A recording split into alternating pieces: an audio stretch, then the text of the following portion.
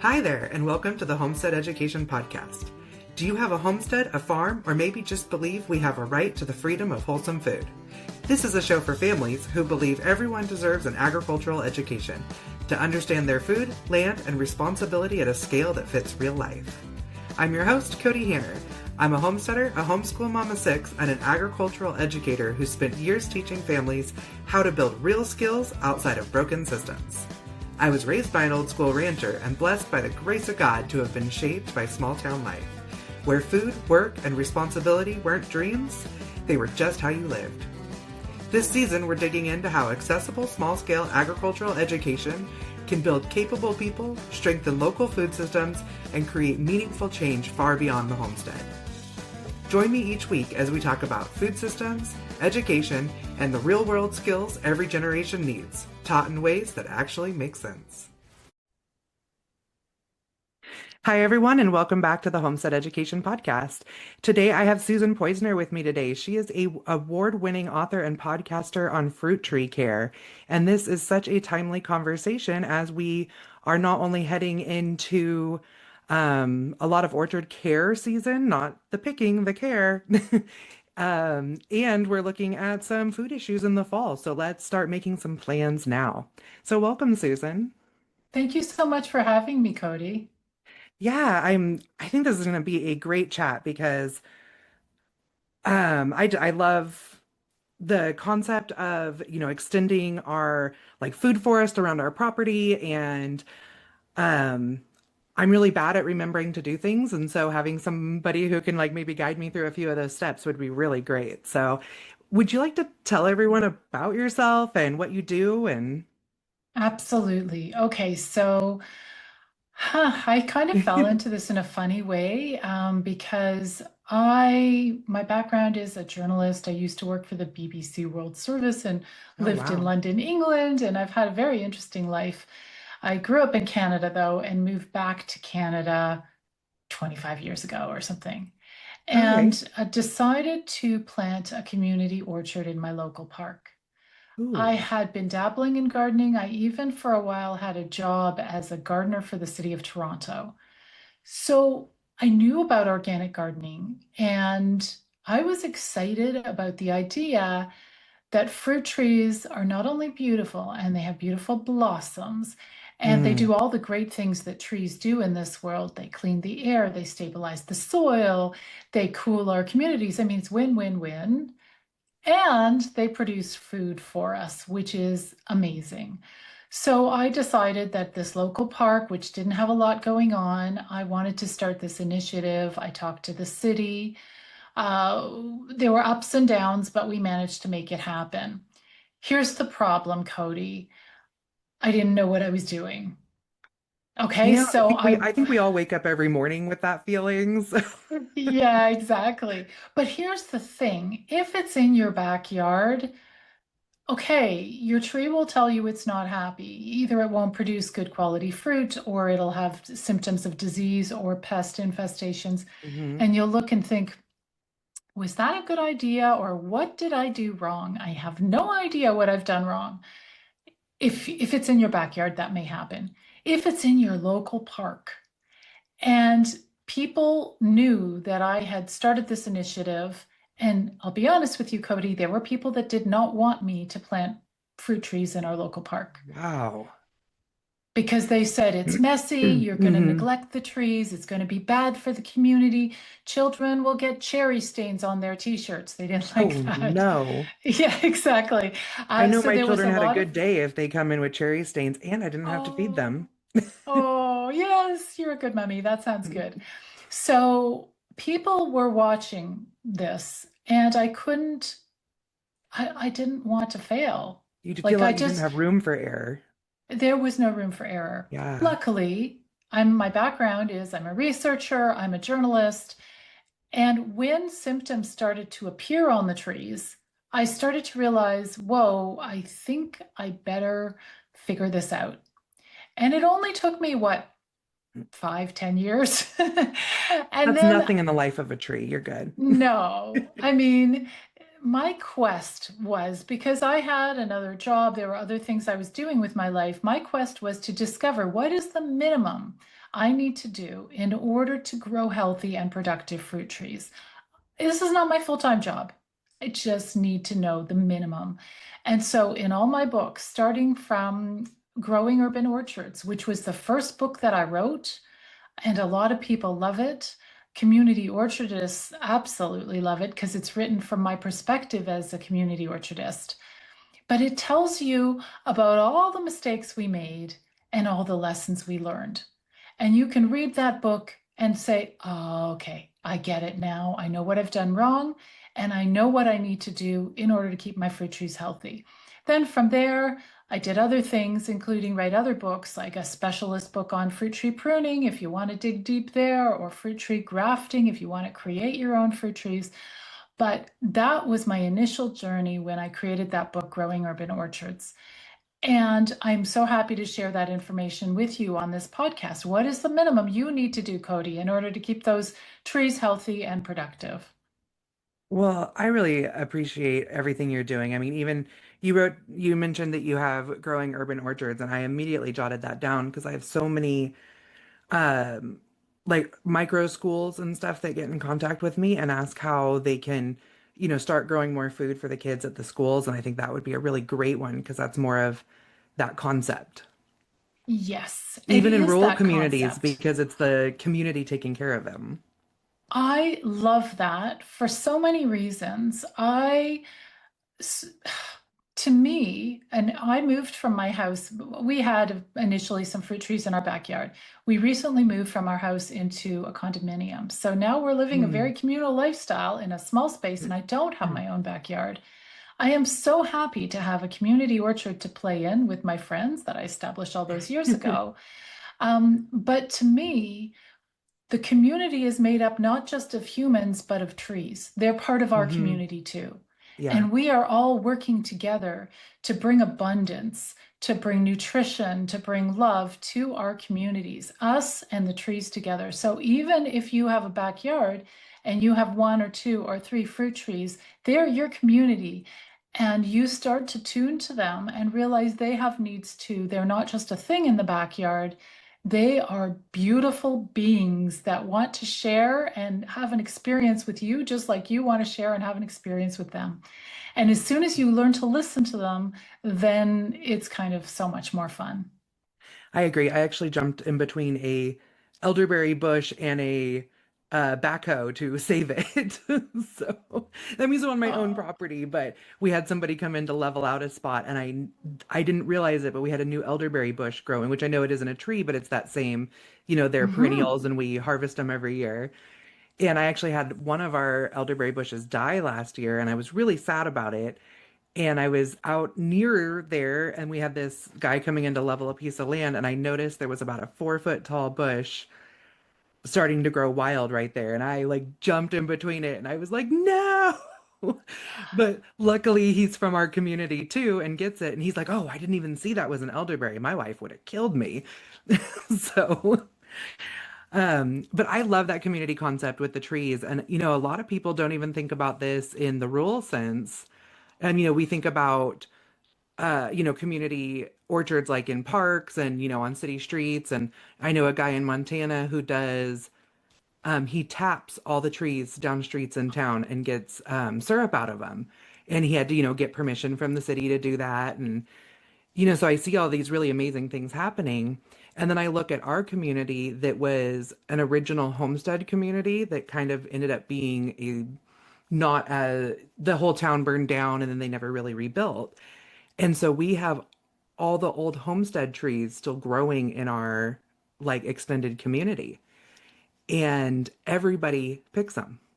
They aren't, even if they're on someone else's property, we all just kind of have this like understanding that there's plenty to share. And we also have grizzly bears in this area. So we'd rather people get all the apples off the ground and keep the grizzly bears not down in the more residential area of our community. And we actually raise pigs too, and people will bring us all the apples that are scraps to feed our pigs. And so it makes it where the entire community we're not only feeding each other, but we're supporting each other in our endeavors and stuff through the trees. I love that.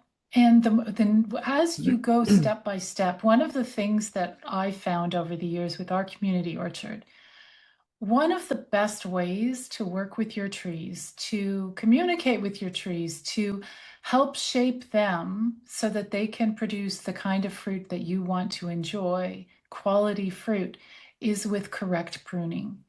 And Right. those community trees, again, there's another way they will bring you guys together is that, if one person gets up and running with how to prune fruit trees, bringing the team in, training them up, like just everybody can work together to interact with the tree to help guide its growth so that the tree is able to produce the quality of fruit that you want, because that is one of the main goals of fruit tree pruning, to improve your harvest quality and to deter disease.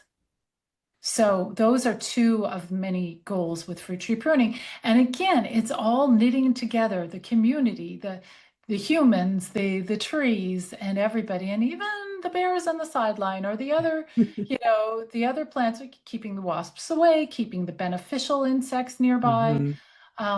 It's Oh, the wasps an are so hard with the ecosystem. bees, Yeah, or with the yeah, bees, with the trees. yeah, yeah, yeah, Um, yeah. because I'm highly allergic to yellow jackets. Mm, And so then I end up, yeah. I'm a great mom. I send my children out to get the apples. Well, and you rake up around the trees, hopefully with the fallen fruit, because that's the Yeah. biggest problem. And in fact, when we were starting our community orchard, that was one of the concerns, and I got that. Like that is a good concern. They Hmm. were saying, don't plant fruit trees because they will attract wasps. We do not have a wasp problem in our park. The That's good to reason know. is because we are always taking care of those trees. We're always Hmm. raking up fallen fruit. We don't let it sit there and rot. Another concern was children will throw rotten fruit at each other or they'll throw rotten fruit at the houses nearby. Oh, yeah. I've never seen that happen. You never Right. know, maybe it does, but the point is we are meticulous around our Hmm. trees, and that's important. Yeah, it definitely is. And like I was mentioning, we raise pigs. We don't just raise a couple of backyard pigs for ourselves. We're raising about 350 hogs a year. Um, And so people bring in the scraps for us, and I feed it to our sows. I don't feed it to our feeder animals because let people know like they're getting non-GMO and not sprayed and all those things, and I can't always guarantee that with scrap food. Um, However, with that, there's so many communities that people, oh, and then I donate meat back to our community every year, and that's part of our rotation with that. nice. But so many people don't realize that there are tons of farmers who would be more than happy to take your bad fruit, whether it's for chickens or pigs or compost and things like that. So, as long as it's not to the point of gross, but if it's just past where you're comfortable consuming it, that's the one thing that a lot of people don't think about. It's amazing. It's amazing. Hmm. This beautiful planet gives us so much. It gives us everything we need. Right? And you know what I mean? And I think for myself, moving from a house to a much smaller space, I realized that there's a place for all of us, and it's equally important. We are all part of our own ecosystem, and it's all important. Hmm. Just on that thought, I was just thinking about we have a friend who lives upstairs in this building, and he says in the winter, we got cold winters in Canada. He never has to turn on his heat. I can look out my window and see Canada. So Oh, I hey, feel yeah. We're in yeah. Idaho, but we're 1,000 feet So, from Border Patrol. So oh, right. Yeah, so basically, he never turns on the heat in the winter because in this building, the heat moves upward. So your neighbors downstairs may heat their place and they oh, get warm, and then the heat goes up, and he never has to turn on the heat. that's And that's neat. good for the environment, right? Hmm. So there's just so much. I just love the wonderful, puzzle pieces when they come together in all of our ecosystems, human, nature, and everything. Hmm. I actually read recently that people used to bring their or build their houses over the barns or bring their cattle into or like their family milk cow like into right outside the kitchen, like a room there that would actually help heat that area because of the heat coming off the cow. And I was like, Yeah. I don't want a dairy cow in my kitchen, but I love that idea, you know? Yeah. Yeah. Yeah, of having like, building your like barn into the ground where then it maintains temperature and then building your house over that. so smart. Yeah. Yeah. So I get a lot of questions from people with fruit trees, and I have some myself. So could I just kind of go down the list and ask Just some? ask away. Yeah. Okay, so right off the bat, the America continent has so many different climates. How would you suggest people find the right trees for their climate? Thank you for asking that question, Cody, because people don't ask that question and they go to the garden center or they go to the big box store and they just Hmm. grab the first tree they find. And that's what I did in the beginning, that kind of approach. And that is problematic because it's sort of like the matchmaking thing, you want to meet a partner to spend your life with. And are you going to just take the first partner that they're there, they're like, okay, they're okay looking, I'll hang out with them for the rest of my life. Sure, why not? And it's the same thing with fruit trees. They're going to So be high maintenance and not produce. No. they could be totally high maintenance. I know, you know what I mean? So yeah, luckily I got a husband. He's a little high maintenance, but I love him anyways. But so yeah, so what my most recent, I do cover this as well in Growing Urban Mhm. Orchards, but I wrote a whole book called Designing a Fruit Tree Garden. Ooh. And it takes you through the steps of choosing the perfect tree for your climate, your conditions, your microclimate. And so, what we know of anybody who's a gardener, you have a plant hardiness zone. You're either, a cold climate or a warm climate, and you need to get trees that suit that climate. So, once you start doing your research, you realize that trees will, when you research, you'll find out there's certain zones that are appropriate for those trees. So, Sorry for if that's instance, loud. I have my window open and there's a little um airstrip right by my house for the border oh, patrol. And so I have planes landing all day long. But I didn't hear a thing. okay. So, They're cool planes. Like they're like the little biplanes and stuff. all Like, right. Oh, just single interesting. person planes and the kids love watching them. But Huh. when I have my windows open, sometimes it's a little loud. That's okay. I didn't even hear. Oh, good. Yeah, so basically you want to get a tree that has been researched to survive in your zone. That's a no-brainer. And just because a tree is in your garden center big box store does not Hmm. mean it grows well in your zone. An example, do you guys get Honeycrisp apples in your supermarkets? They've become super popular, Honeycrisp. Yeah, yes. They are amongst the hardest to grow. And Really. there's lots of issues with Honeycrisp apples, but they put them in garden centers and they put Hmm. them in big box stores because Because they people know people, recognize the name. Yeah. yeah. And they're like, oh, I love Honeycrisp. They're so sweet. They're so We live crispy. very close to Washington, so we have lots of apples and potatoes where we live. Yes, I know. I've been to Idaho. I really enjoyed visiting. Oh my gosh, it was Nice. so interesting. So, yeah, so basically, you can do your research by going online and finding a local fruit tree nursery near you. On my website, orchardpeople.com, just put in the little search bar nursery or nurseries, and I have a list of them across North America. Hmm. You go to their website and you find their catalog. And in the catalog, it will specify what zones grow well, what trees grow well in your zone. For each tree, you'll look up Honeycrisp and you'll say, is it relevant for my climate? Honeycrisp has other problems too, though. Anyways, so that's one thing. Then you have to be concerned if you're in a warmer climate about chill hours. Hmm. Fruit trees need cold weather.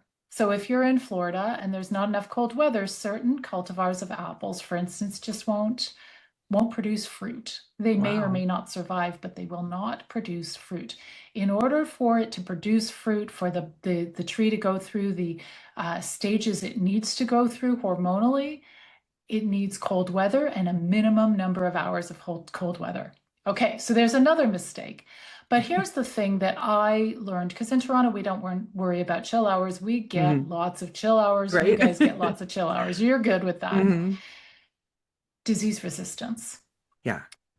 One of the biggest problems people will face when they plant any old fruit tree is it seems healthy at first, it's doing okay, And then after a couple of years, it starts to get spots on the leaves, it growths on the branches, it's not growing well. And a lot of these things are caused by diseases. And because of that, researchers have developed disease-resistant fruit trees. These cultivars you won't be familiar with because you can't buy Liberty apples, Freedom apples, and there's Pristine, one of my favorite cultivars. It's an early apple. Sweet 16, all of these are wonderful, just example, using the example of apples, wonderful cultivars, and they are easier to grow because they do not get those diseases on the Oh, whole. nice. I Now, know. do you know off the top of your head how many cultivars of apples there are? Because isn't it Oh, like an obscene like number? obscene thousands. Yeah. Yeah. I Even if you just flip through these nursery catalogs and hmm see what they have to offer, it is mouth-watering. It's like you need to read carefully because some of the apples, for instance, might be heirloom apples that are only good for cooking, which is great. If you're big on hmm apple pies, you may find the perfect apple pie apple. And if like you're big, for oh, sorry, for us, we have crab apples on our property from this is, the old Mhm. homestead ones that honestly, we don't prune, we don't water. They're just there. This is their home. That's so great. And so we will pick, and we have crab apples. We have kind of just a more sour apple, but not the crab apple. And then then we have our actual, our orchard that we take care of, and we get a bigger, sweeter apple from there. And we will mix the three of them for our cider, and it is out of this world. That is so ideal because, first of all, crab apples can be very hardy. Hmm. And if it's an old apple tree, another consideration you think about when you get a fruit tree is the root stock it's on. Yes. These are not seedling trees; they're grafted. Because if Hmm. you want a specific cultivar, you have to take a cutting from the original tree or one of the descendants of that tree, and you graft it onto roots of a compatible tree. So, in the old days, the rootstocks were rugged, full-size trees and they have huge root systems. And so once they get to a certain age, they need very little care because the roots stretch far and wide. They can find their own water unless it's a total drought. And if you're loving, you still give them water, right? Hmm. But nowadays, a lot of the trees you get, but you can request which rootstock you want. Nowadays, you can get dwarfing trees, and you think to yourself, I want a dwarfing tree because I don't want my tree to get taller than maybe 7 or 10 feet tall. Yeah. So you can get the same, let's say, Liberty apple cultivar, sorry about that, on two different, on various different rootstocks. One would be a full-size Liberty apple tree, one would be a little tiny mini Liberty apple tree. But those dwarfing rootstocks make trees that are a little weaker. They don't Yeah. have root systems that are as big and strong. And if your kid is kicking around a football and kicks it at the little mini tree with the dwarfing rootstock, it could knock over the whole tree. You Wow. don't climb on those trees, they often need support. So that's something that in my book, I designed it sort of as an interactive exercise as you go through the steps. Okay, first I'll pick the cultivars I like, then I'll figure out my climate zone, then I'll figure out my chill hours, then I'll figure out is it disease resistant, and then I'll figure out which rootstock do I want. And as you go That sounds through, and in fun. the end, you have your perfect tree or a number Yeah. of them. So, yeah, so that's why your old crab Hmm. apples do so well because they're old. Those trees can live to 100 plus Wow. years. And you can still plant, if you want a legacy tree, you can still get those tough old big full-size rootstocks. Then you have to think about other things. How are you going to harvest a big tree like that? How will you prune it? And how will you spray it if need be with organic Right. stuff? Yeah. We definitely have trees that they're actually on our neighbor's property, but it's a sloped hillside where somebody had actually like kind of cut and like leveled out. So the kids are standing on the edge of our pasture picking apples off the top of the neighbor's like 20-foot tree. Oh, fantastic. Yeah, That works. we're on 40 acres, and then the Yeah. neighbors have another 40 that was originally all the like original homestead. So and so they kind of just blend together very nicely. Yeah. So the next question I have is luckily my fruit trees haven't had too much issue with this, but we have some decorative trees by our um driveway that I'm always worried it's going to get to our fruit trees, and we've tried. They get the oh, what are they called? Something moth that makes the um it looks like spider webs in the tree. Yeah, yeah. Is it the Okay. coddling moth So, or no, codling moth is different. I know what you're okay, thinking of. It will come to me. I know what right? this is. I have loads of pictures of it, and of course, it's not a sawfly. It's Eastern. There's the fall webworms, and then there's another one, the Eastern tent caterpillar, I think Hint, is that's what the you're one I'm thinking of. thinking of. Yes. Yeah. Okay. So I have some good news for you, and probably a little bad news for you, but mostly good news for you. Um, when it comes to pests and diseases, pests aren't equally attracted to all different trees.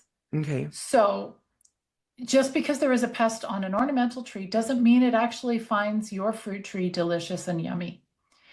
Good to know. Now, yeah, saying that, I do believe on our fruit trees, the 1 year we didn't do the secret to protecting your tree from pests, which I'm going to tell Mm. you in a minute if you Ooh, want. Maybe I I'm won't tell you. excited. Yeah. We did have some tent caterpillars appear in our orchard. But so codling moth, apple maggot, those are attracted to apple trees. They're not Okay. attracted to peach trees. They're not attracted to cherry trees.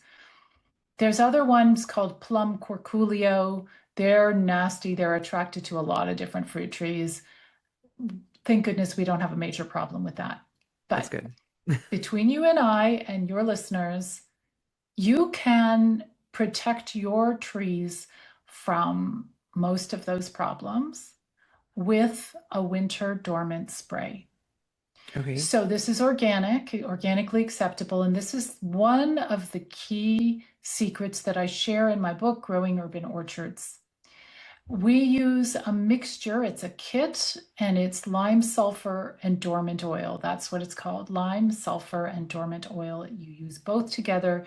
You always carefully read the instructions on the box before spraying anything because it goes on Hmm. lots of fruit trees. It's not good for apricots. It can damage apricot branches. So you Oh, always read the instructions. okay. But with that spray and most other dormant sprays, you spray your tree in the late winter. The temperature has to be just above freezing, not too much below, because I think then the oil part of the spray will get a little gunky. I don't know the exact reason why. And the buds must be tightly closed.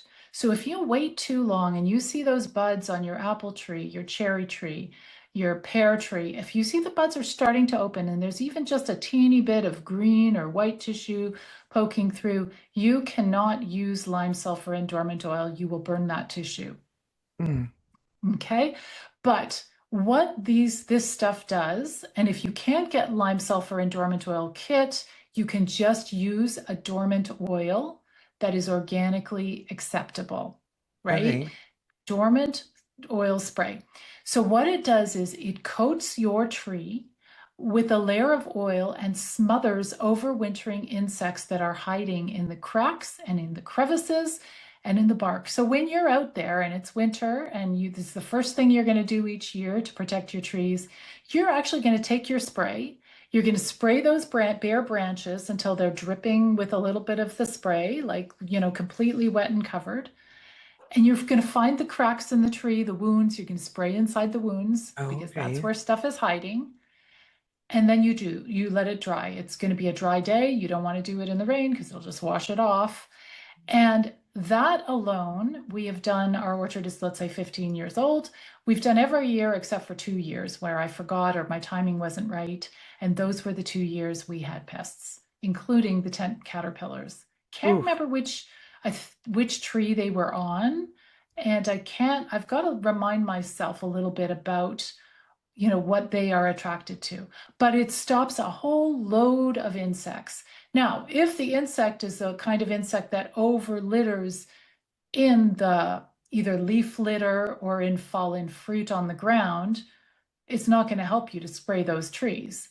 That's a different type of insect that you can protect yourself by in the fall, cleaning up all the fallen fruit and infested fruit and diseased leaves meticulously and taking it off the site. Do not put it in the compost because your pests will love the compost Hmm. and just come back again and again, full force.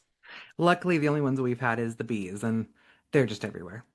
So, Well, bees are great. They're yeah. great Well, too. You need sorry, not pollination. bees, wasps, The which I know they're wasps. great for pollination too, Yeah. but they There's a they lot of kind of things great. they kind of Yeah, I don't suck. like wasps. Yeah, they suck. And with having I hate no to say that. freeze this year, I've already told my husband like we are gonna start like we are kind of like we try to be as much of a no spray farm as possible. My husband has liver disease, and that's why we started growing all of our own food, and so we're careful, but we also look at risk over benefit. And I have anaphylaxis to yellow jacket bites. Right. So this year with no freeze, I already went down and bought a case of wasp spray.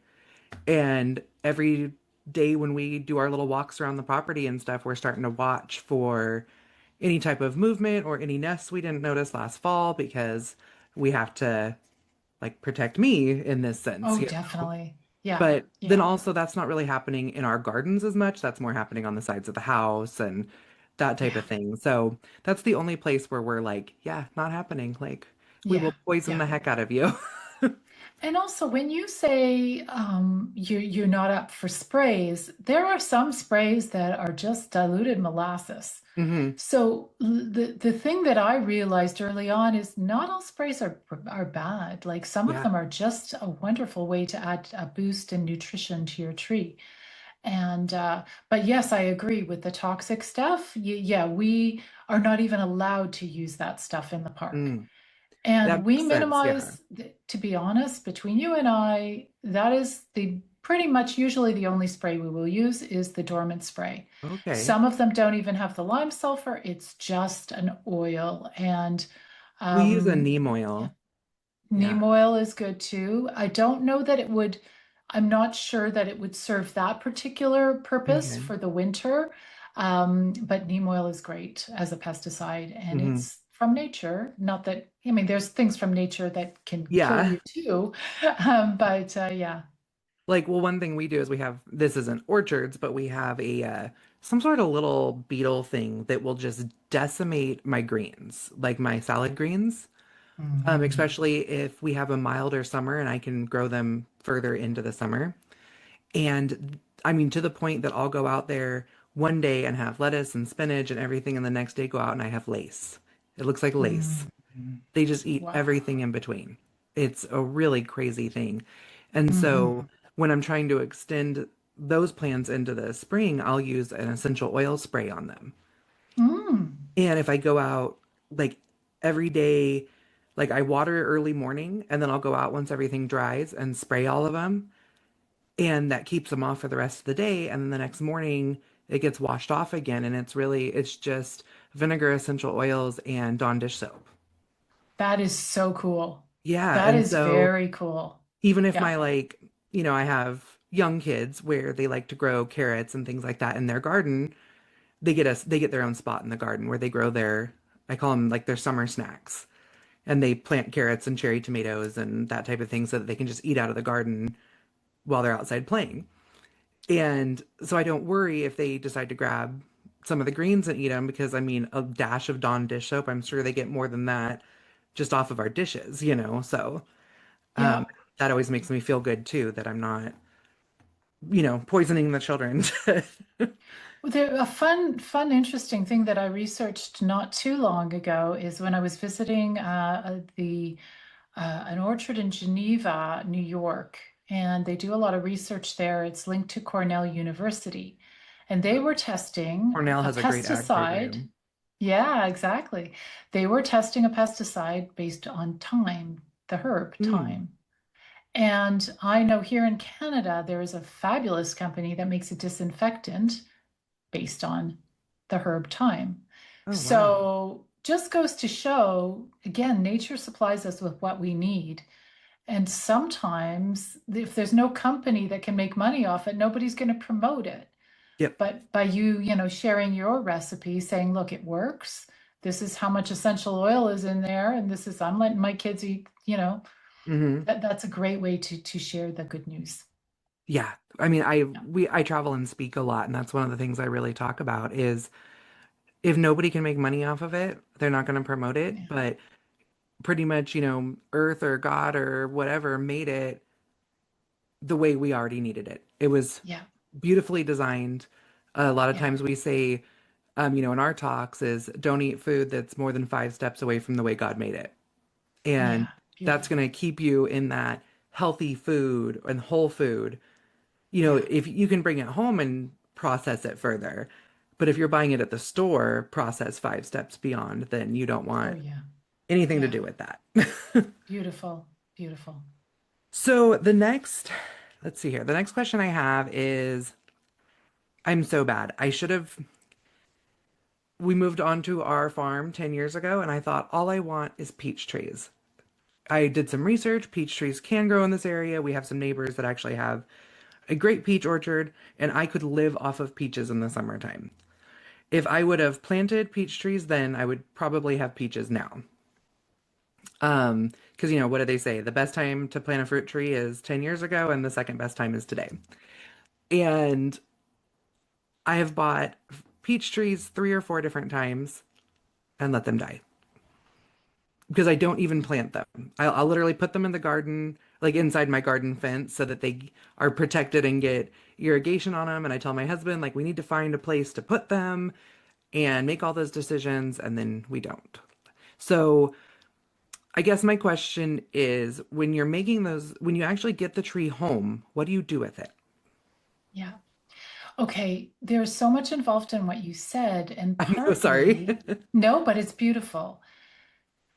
It goes back to what we were talking about. When you bring a baby home from the hospital or wherever you have your baby, you've had 9 months to think about it, to work about, painting the walls and getting the nursery ready, you've been caring for your own diet, making sure you're eating carefully.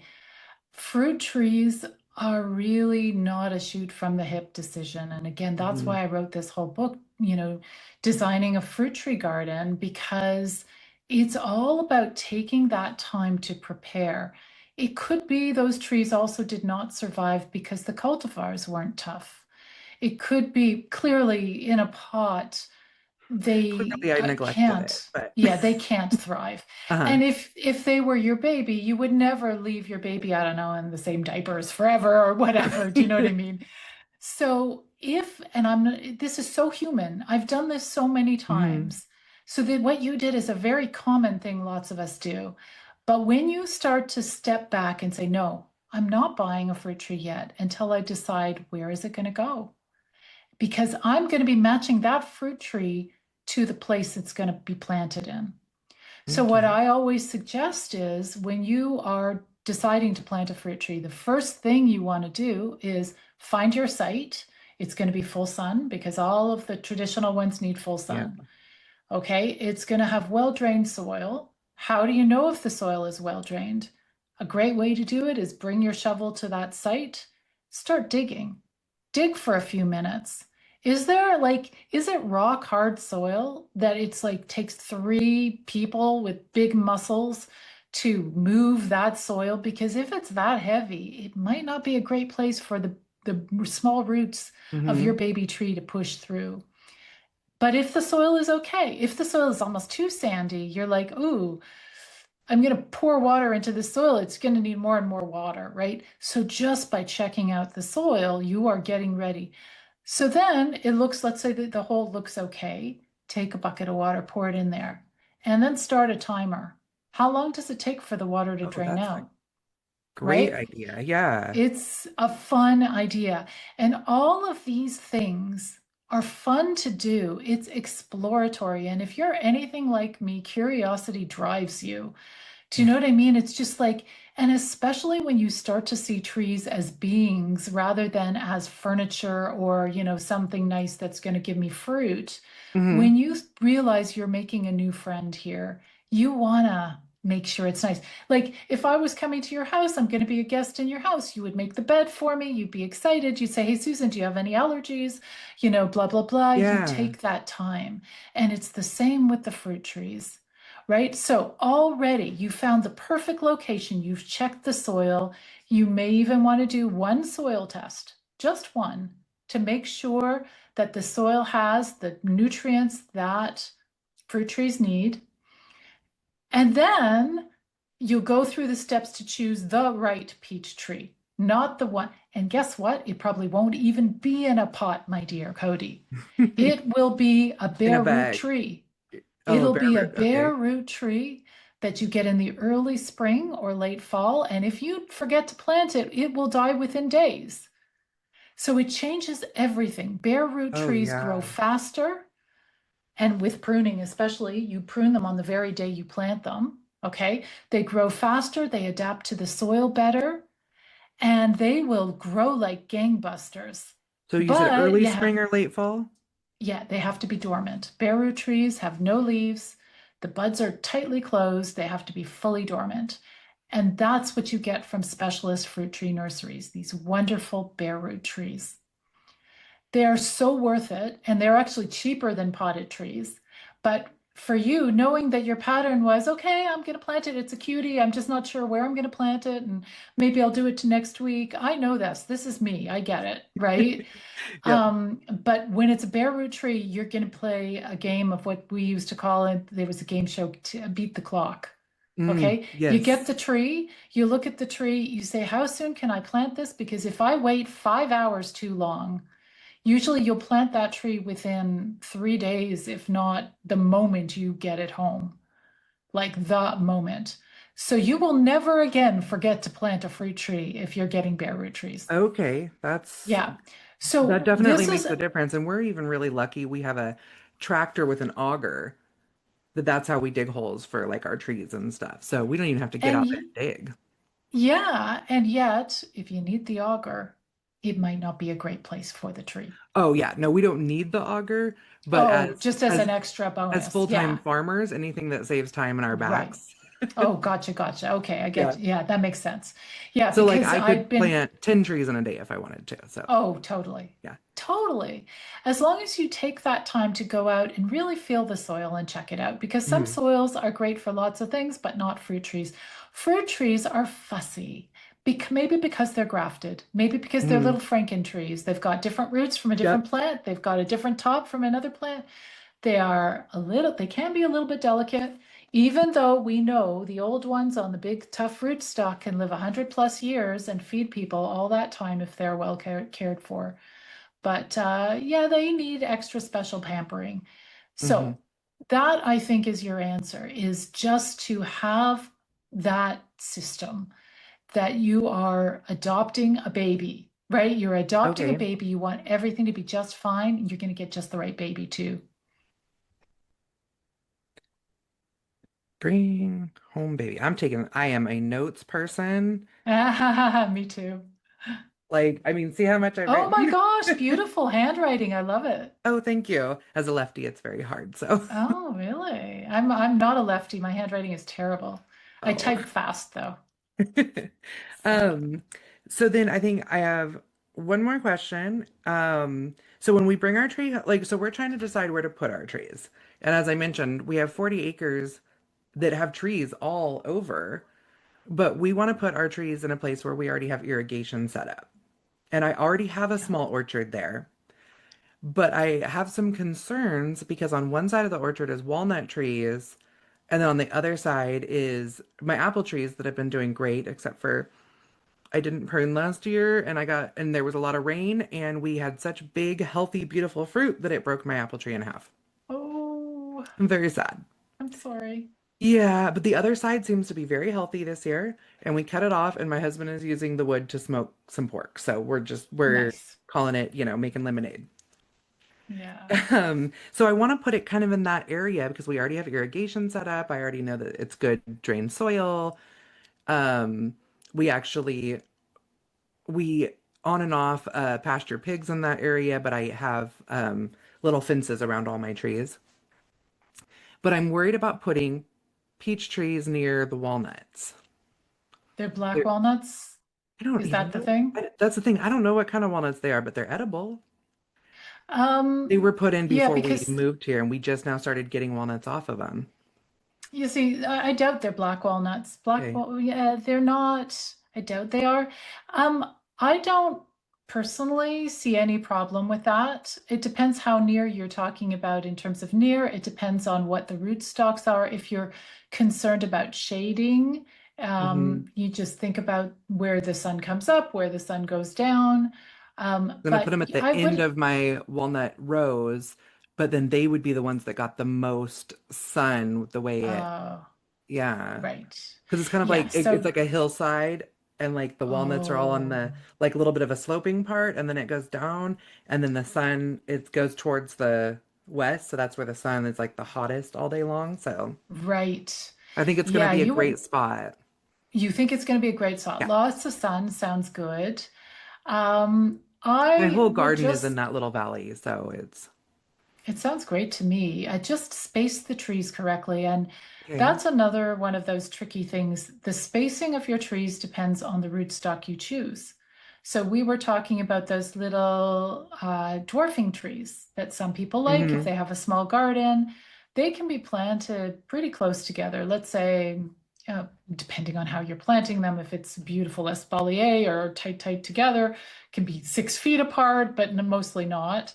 Usually, I would say for a freestanding tree, it's going to be 10 feet apart. Okay. But if you've got a bigger rootstock, like a semi-dwarf tree, which can go to 20 feet tall, or a full-size tree, you're going to have to space it, considering how big the canopy will grow. So Okay. it's the same consideration. Give yourself distance. See if you can remind yourself, then you might have in your records what type of walnut trees, how big they are going to grow. You don't want the branches of the different trees to be fighting each other and scratching up against each other. You want good air circulation around the trees. So, as long as you give those trees enough space to grow to maturity without fighting each other, then it should be fine. Okay. Well, I feel more confident to get my peach trees again this year, but I'll wait till fall and then Yes, I will be yes. because I think we're past the time now and I will be very committed to having them ready in the fall. Maybe I'll even plan to plant my garlic that day too and actually do that this year. I think that's a great idea. And you are going to send me a little email and you're going to tell me what Yeah. cultivars you choose. Okay. And I am very curious to hear how this all goes. It's going to be completely different because when you don't realize that a tree is a being, it's so easy to just think it's just a tree. Hmm. And it's just a flipping your consciousness. This is a beautiful living thing. Like I don't have an emotional connection to zucchini plants. They can be cute, they can be wonderful. I love them. I love seedlings. They're adorable. But I I do don't have get an emotional attached. connection to my tomato plants. Oh, do you? Okay. I like tomato plants. I love eating tomatoes. Right. No emotional connection. Yeah. And a season, you dig them up and you put them Hmm. in the compost, right? The tree will be there for you for 20 years at least. Okay. This is going to be your A part of your family. family. Yeah. Yeah, yeah. And depending on what rootstock you choose, if it's especially if it's an apple tree, so stone fruit trees don't live as long, but apple Hmm. and pear trees can live a long, long time. Your kids could be getting married under those trees. Yeah. That's a They can beautiful be thought. part, isn't it? Hmm. So I and just try this. You've got a big property. You can probably find one of those old trees. I don't know if it's different from tree to tree. I go on tree walks every morning. Give one of your trees a hug and you will feel a pulsing. You will Hmm. feel what to me is the heartbeat of the tree. This is a beautiful living thing and it wants to be there for us. It wants to be generous. That's all it wants. And Oh. all it needs is a little bit of love and it will give back in spades. That's amazing. You know, I Yeah. we actually bought a live Christmas tree last year. Usually we like to go in the woods and pick our Christmas tree together, and this last year life was different, and so we ended up buying a live tree. And we have a four at the time we had a 4 and a 6-year-old. And we told them, in the spring we'll plant this tree. And if you guys help take care of it, one day when it's old and needs to be cut down, it might be your kids' either Christmas tree or your firewood or something that provides for your family in the future. And they love Wow. that tree. So, Yeah. Yeah, I have a feeling when they get old enough, they'll cut the other ones down first. But right. yes, they'll But probably that hang in concept there. of, and Yeah. it'll be a tree for, their animals to be Yeah. under and part of our Yeah. property, but the thought of Yeah. like that tree was going to have a purpose for their family one Yeah. day felt That is very special to so them. beautiful. That is so beautiful. Yeah. So, my favorite thing to ask everybody at the end of each episode is, what does keep growing mean to you? Wow, I could give you lots of answers to that, but the The one that deep one, huh? comes, yeah, this is a beautiful question and it is a deep one. So when I planted my orchard at first, I knew nothing about fruit trees and I had to keep growing. I thought it was going to be easy. I really just thought this is a good idea.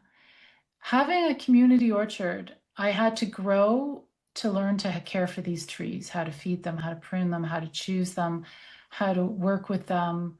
And then I had to learn how to work with people because Mm, there's volunteers, there's people, hmm and I'm quite an introvert. So I had to push myself to lead stewardship days to teach people things that at the time I didn't even know. I had to keep growing. And now that I have moved out of my home and I'm in a smaller place in a condominium, I have to keep growing. And so my growth, I feel like I know a lot about fruit trees. There's some more books I want to write, but I take myself out every morning, go to my amazing local park, and I want to learn more about every kind of tree. So, Yeah. one week it's willows, and I need to keep growing because if you don't keep growing, you're going backwards. And this is such a precious place to be, this beautiful earth. We're not here forever. I'm not wasting time. I want to keep growing. So that's what that Oh, I means to love me. that. I Yeah. I so much feel the same way. Like I am so excited for my teenagers when they go off to college. My husband and I decided I can finally get my master's, and like that is just I am overjoyed. I don't even know what I'm going to do my master's in yet. Yeah. Because I Yeah. have to do it online, so I have to adjust my expectations as an ag major because that's what my bachelor's is in. And I that Wow. joy and that excitement is something that I hope everybody feels every day when they are deciding Yeah. what they want to do. So, Yeah. would you like to tell everyone where they can find you and where they can find your books and your podcast and Absolutely. everything? Yes, I would love to. So people can go to orchardpeople.com. And there you will find all sorts of resources. I've got lots of free articles on all sorts of topics around fruit tree care, how to feed your fruit tree, how to prune your fruit tree. I've got 5 books so far. So the first one we mentioned was Growing Urban Orchards. And the most recent one that I'm really proud of as well is Designing a Fruit Tree Garden. And in Mm. between, I've got Grow Fruit Trees Fast, which is a quick read, the fruit tree pruning, and fruit tree grafting for everyone. So I am now putting all my energy into getting all the knowledge that I have put together into books that are fun, easy to read, interactive. And of course, I also have my monthly podcast. And that in that podcast, I was lucky enough to every month speak to a different expert in fruit tree care in some way, shape, or form, and have a really great conversation like this one where I could learn more. So hopefully that will help people. And yeah, I hope my books will help you guys too. And thank you so much, Cody, for having me on the show. Well, thank you for joining me. And for my listeners, I'll be linking everything down in the show notes, including each of the links to her books. And I think I'm going to be ordering Designing a Fruit Tree as soon as possible. Everybody have a good one. Thank you. If this episode helped you think differently about food, education, or responsibility, make sure you're following the show. Listen all the way to the end each week and don't forget to leave a review. Agricultural education matters, and it belongs in homes and communities, not just institutions. I'm Cody Hanner, and this is the Homestead Education. Keep growing.